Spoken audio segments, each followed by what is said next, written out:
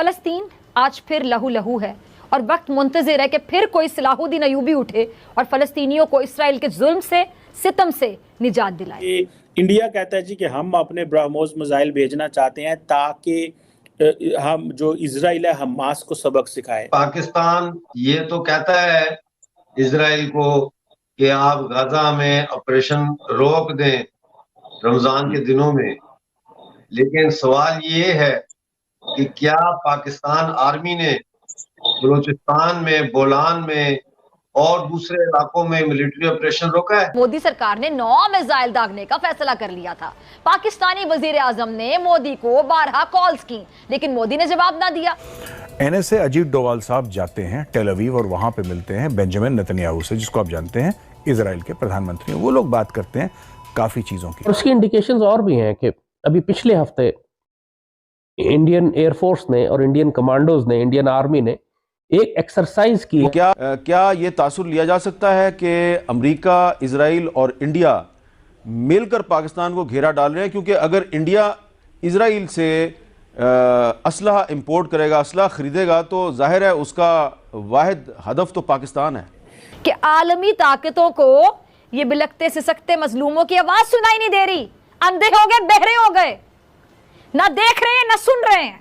आलमी हालात क्या हैं? आलमी हालात मुस्लिम उम्मा, OIC इजलास, ये बयानात, ये तो किसी ना काम के हैं ना किसी काम के रहे। ये कश्मीर पर देख लें, ये लीबिया पर देख लें, ये शाम पर देख लें, ये इराक पर देख लें, ये फ़लस्तीन पे देख लें, इनका कोई किरदार नहीं होगा। अब इसराइल अपनी खुद मुख्तारी के नाम पर वो कुछ कर जाएगा जो वो बरसों से करना चाहता है। ये पहला कहने को बहुत अच्छा लग रहा है कि चारों तरफ से अटैक हो गया, 500 रॉकेट, नारा तकबीर, अल्लाह अकबर, लेकिन आखिर क्या? आप इसराइल है एक तरफ, पूरी दुनिया एक तरफ, टेक्नोलॉजी है एक तरफ। अब देख लीजिएगा गजा पर अमली तौर पर इसराइल का कब्जा हो जाएगा। ऐसा है कि जहां पे डोवाल साहब जाएंगे आप समझ लीजिए कुछ बड़ा होने वाला है, बड़ा होने वाला है। जब समझाने वाली बात होती है तब मोदी जी उनको भेजते हैं कि जाइए इनको समझा दीजिए एक बार। इंडिया इस वक्त दुनिया का सबसे बड़ा आर्म्स इंपोर्टर है। इस वक्त अब थोड़े ही दिन पहले इजरायली एरोस्पेस इंडस्ट्री ने ऐलान किया है कि वो $2 बिलियन का डील करने वाले हैं। इसराइल हमास से भारी कीमत वसूल करना चाहता है, लेकिन इसराइल को ये मालूम नहीं है कि वो इस जुल्म और जबर की कीमत कई दहाइयों से चुका रहे हैं। अब तो इसराइल की कीमत चुकाने का वक्त करीब आ रहा है। जय हिंद दोस्तों। तो जैसा कि पाकिस्तानी मीडिया चर्चा कर रहा है कि अजीत डोवाल इजराइल पहुंचे हुए हैं और वो नेतन्याहू से कुछ सीक्रेट मीटिंग कर रहे हैं। अब स्वाभाविक है नेतन्याहू से मीटिंग करना, वहाँ के प्रधानमंत्री से सीधा अजीत डोवाल की तो कुछ ना कुछ बड़ा कनेक्शन तो होगा ही, क्योंकि अजीत डोवाल साहब ऐसे ही कहीं नहीं जाते हैं। वो सुरक्षा सलाहकार हैं भारत के, तो स्वाभाविक है सुरक्षा के मामलों को लेकर ही वो वहाँ पर पहुँचे हुए हैं। लेकिन पाकिस्तान को लग रहा है कि अमेरिका, इजराइल और भारत मिलकर पाकिस्तान को घेरना चाहते हैं।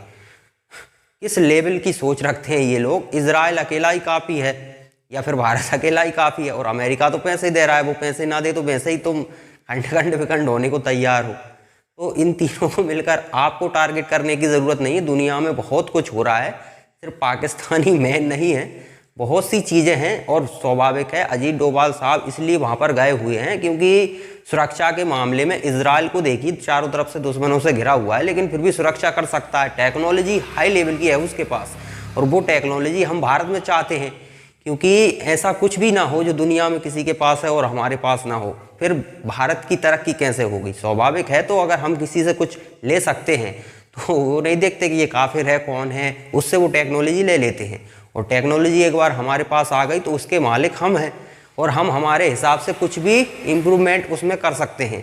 लेकिन पाकिस्तान को अक्सर ऐसा ही लगता है, क्योंकि पाकिस्तान इस लेवल से कभी ऊपर जाता ही नहीं, सोचते भी नहीं उससे आगे ये लोग कभी, इसीलिए इनकी ये स्थिति है।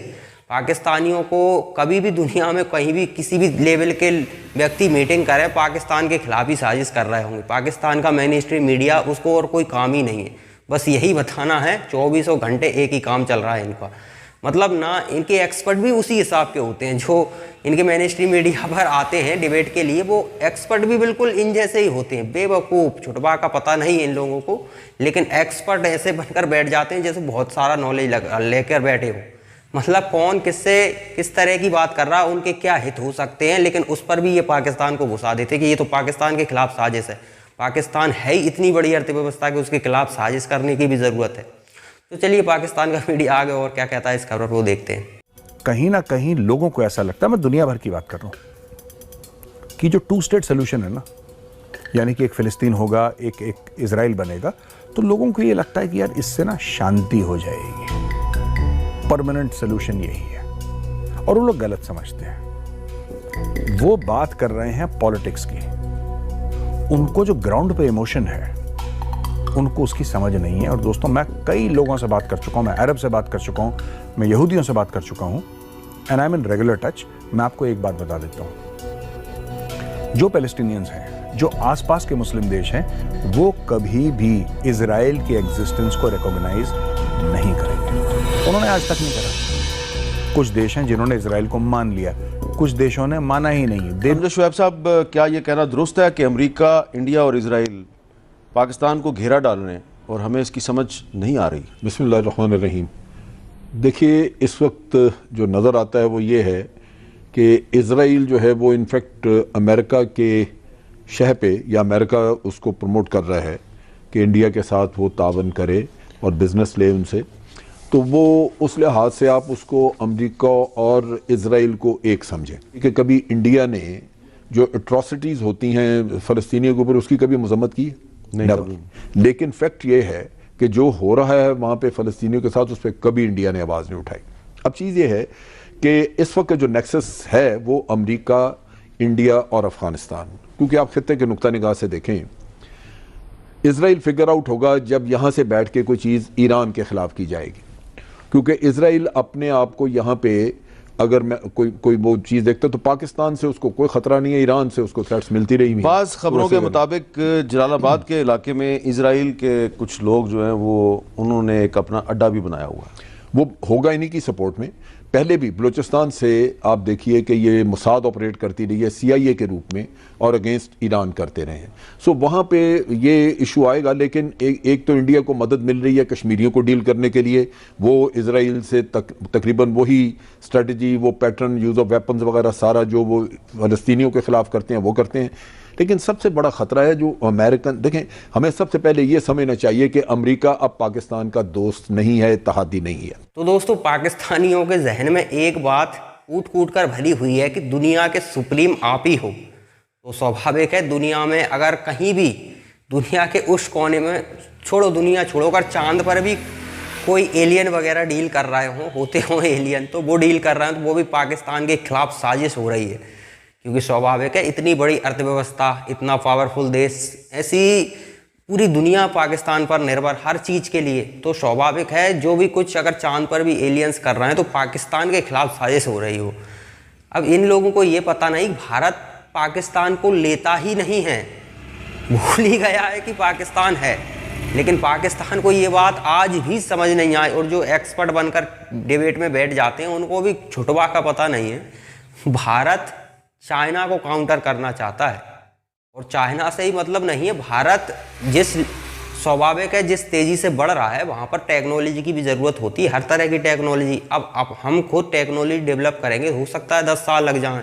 किसी ने वो टेक्नोलॉजी डेवलप कर ली है तो हम उससे बातचीत कर कर पैसा देकर खरीद सकते हैं।